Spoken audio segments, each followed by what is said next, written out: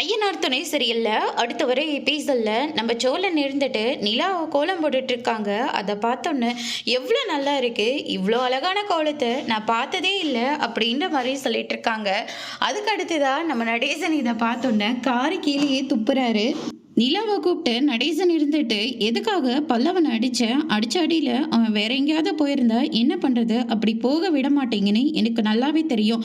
நான் தான் பார்த்தனே, பல்லவன் முன்னாடி போகிறதும் நீங்கள் பின்னாடி காவலுக்கு போகிறதும் நானும் பார்த்துட்டு தான் இருந்தேன் அப்படின்ற மாதிரி சொல்லிடுறாங்க. அதுக்கு அடுத்ததா அவன் அடிக்க எனக்கு எந்த உரிமையும் இல்லையா, அப்படியே சொல்லிடுங்க, நான் இனிமேல் யாரோட விஷயத்துலையும் தலையிட மாட்டேன் அப்படின்ற மாதிரி சொல்லிடுறாங்க.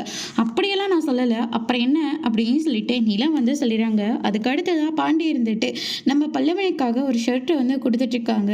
நம்ம சேரன் அதை பார்த்து ரொம்பவே சந்தோஷப்படுறாங்க. அதுக்கு அடுத்ததா பல்லவனை நிலா இருந்துட்டு வெளியில போலாம் வான்னு சொல்லிட்டு நேராக கோயிலுக்கு கூட்டிக்கிட்டு போறாங்க.